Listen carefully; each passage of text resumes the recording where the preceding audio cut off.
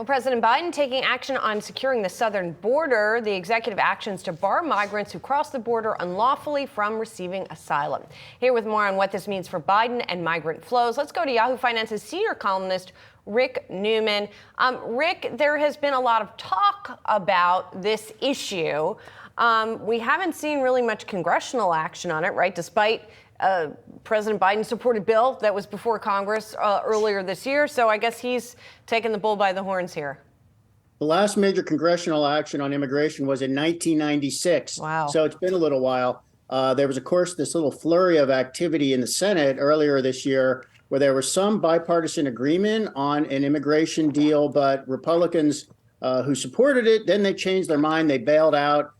Democrats said that was because Donald Trump said, don't give Joe Biden a victory on immigration. Just let him deal with the problems at the border, because they thought that would be a better advantage for Republicans as a political liability for Biden. So Biden has now issued this executive order.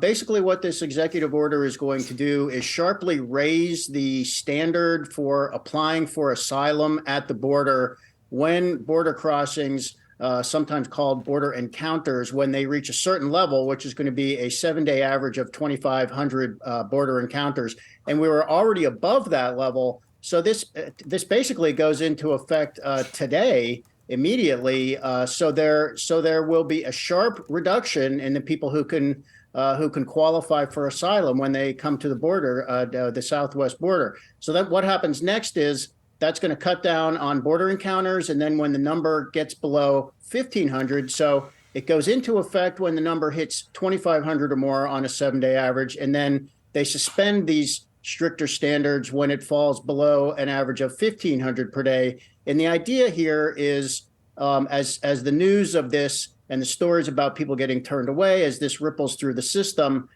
people who think they want to come to the southwest border and take their chances getting into the United States, they're just going to say maybe it's not worth it. Maybe it's not paying the thousands of dollars to smugglers because when we get there, there's a much greater chance we'll just get turned away. And by the way, I would add, we were talking about Mexico. What's been happening this year is behind the scenes, Mexico has actually been interdicting a lot of migrants before they even get to the U.S. border. So border crossings last year, especially in December, they hit record highs, but they're down by a lot from those levels. So nonetheless, Biden thinks he's got a big political problem with migration. It's one of the worst issues in terms of polling. So he's doing something about it.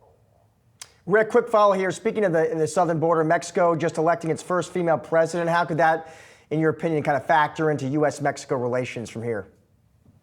Probably steady state. Claudia Sheinbaum, who is the incoming president, she's an ally. She's the same political party as López Obrador, AMLO, as he's known. And relations have been pretty good between Mexico and the United States under AMLO and President Biden. There are some issues. They relate to trade in many cases. There's obviously drug trafficking, fentanyl that's coming into the United States across the Mexican border and killing a lot of Americans.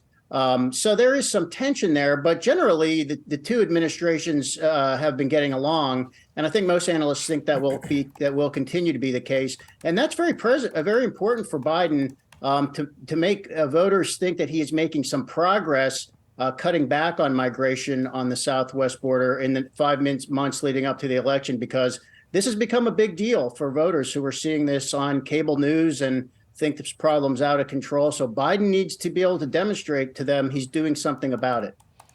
We'll see if it works. Rick Newman, thanks a lot. Appreciate it. Hi, guys.